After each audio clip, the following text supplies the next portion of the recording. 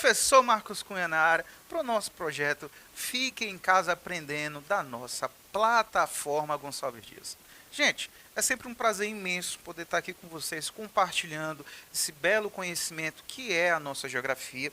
E graças a Deus, com o avanço da vacinação, estamos voltando para a sala de aula, mas você quando chega da escola, você nos procura, tá na plataforma Gonçalves Dias, pode continuar e deve continuar aprendendo em casa, tá certo? Tem na televisão, tem também na plataforma Gonçalves Dias no YouTube, tá? Estamos no Instagram, tem os nossos podcasts pela Rádio Timira. Então estamos aí em todas as mídias para te ajudar, para tu alcançar o teu objetivo, porque essa aqui é a nossa missão, o teu sucesso. Beleza? Então, nos procura lá, na plataforma Gonçalves Dias. Então, voltando para a nossa temática geográfica hoje, nós vamos ter uma aula muito importante, galera. Tu precisa estar atento, tá? Porque, além de ser uma temática muito cobrada nas provas de vestibular, é uma temática que nós vivenciamos em sua grande maioria, tá certo? Vemos aí no jornal.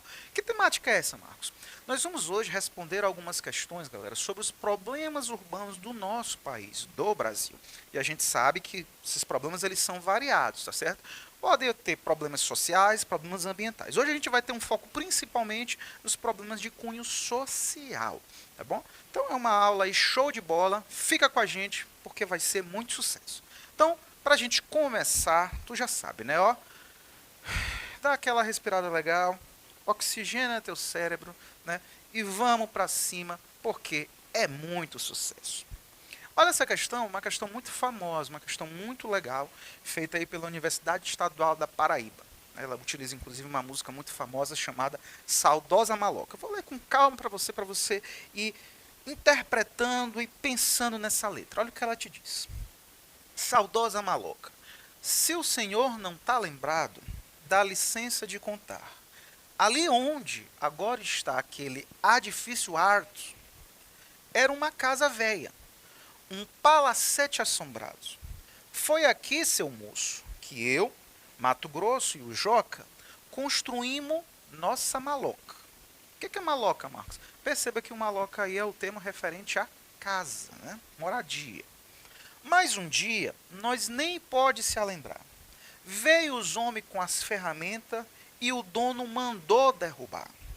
Né? Desapropriação. Continuando, peguemos todas nossas coisas e fomos para o meio da rua apreciar a demolição. Que tristeza que nós sentia. Cada tábua que caía doía no coração.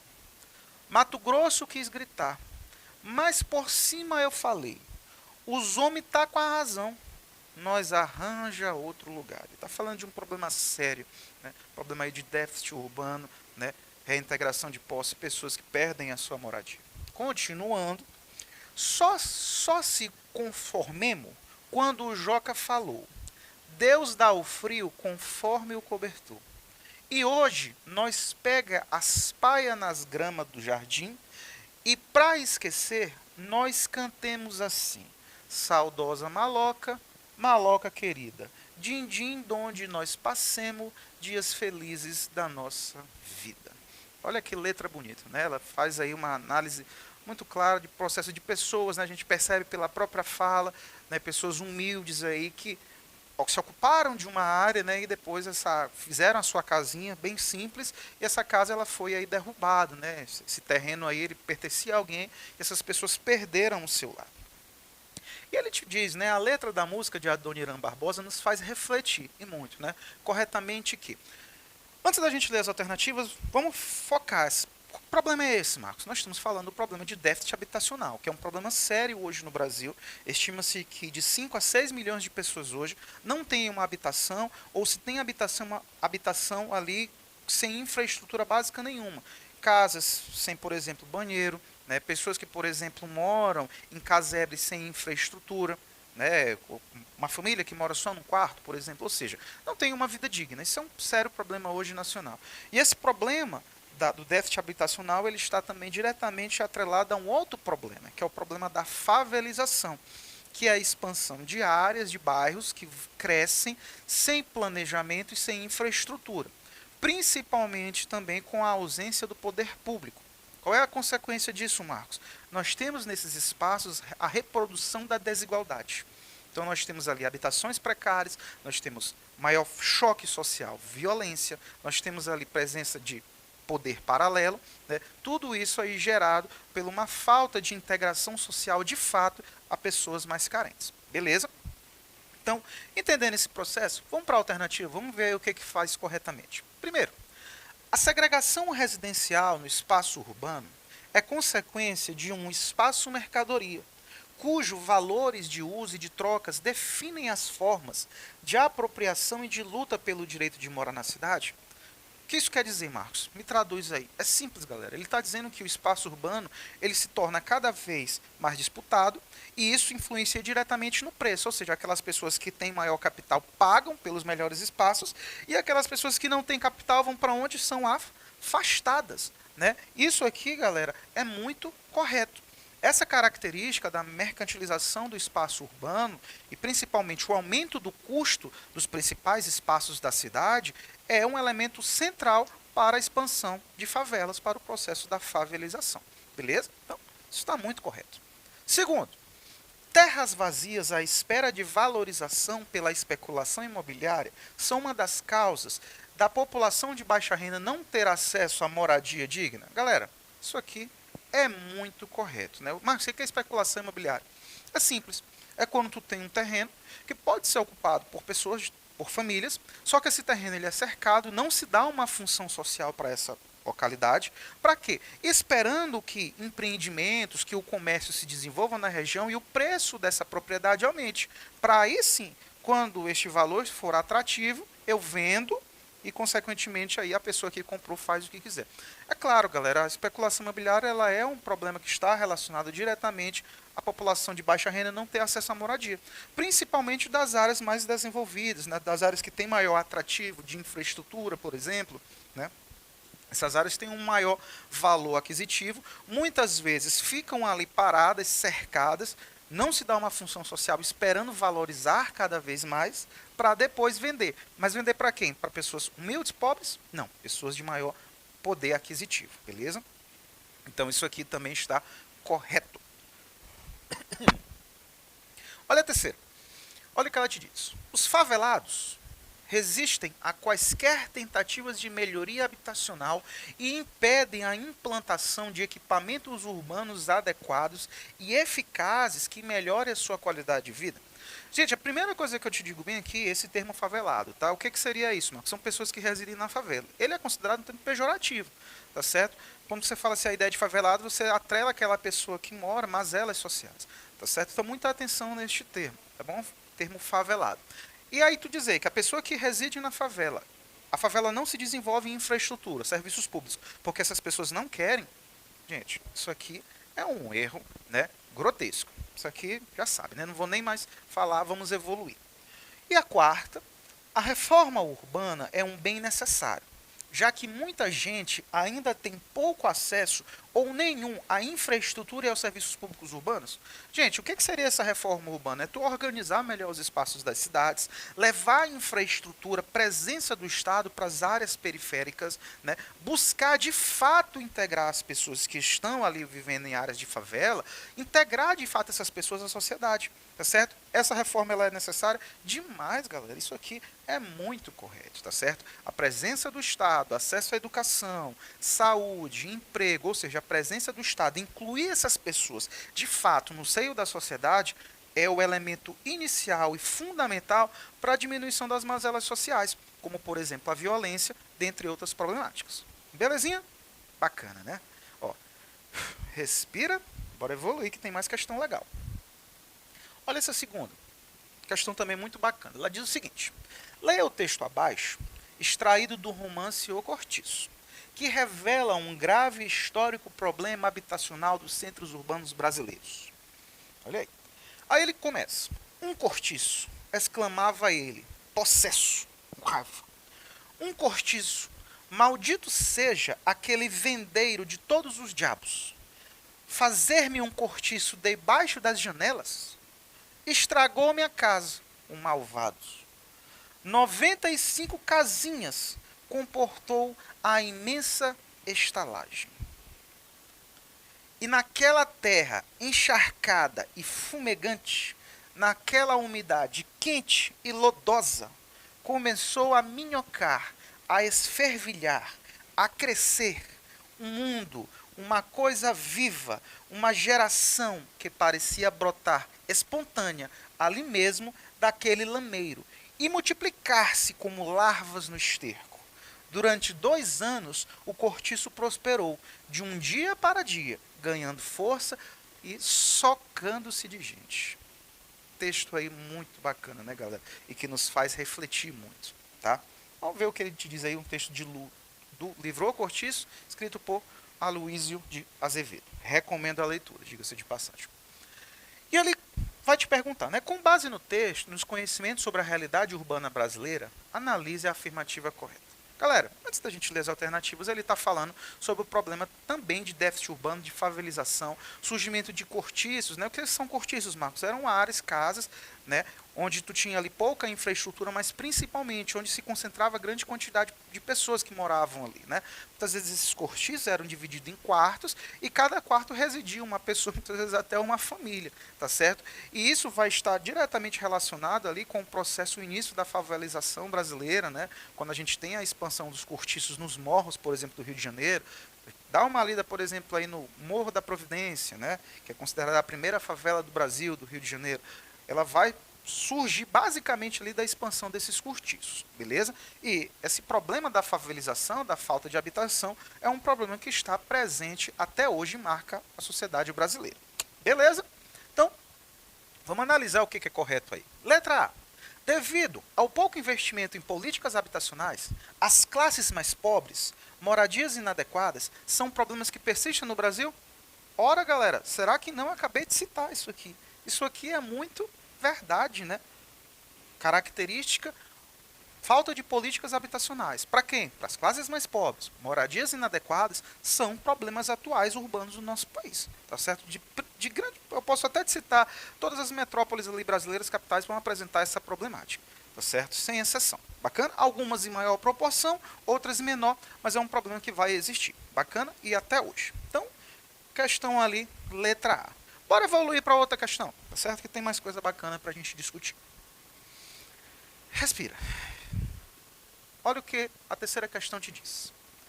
A intensa e acelerada urbanização brasileira resultou em sérios problemas sociais urbanos, dentre os quais podemos destacar, né? Problemas sociais urbanos. Letra A. Falta de infraestrutura. É um problema social urbano? Sim. Limitações das liberdades individuais. Isso aí, galera, é um problema urbano? Não, galera, né? Então, já sabemos que isso aqui é falso. Letra B.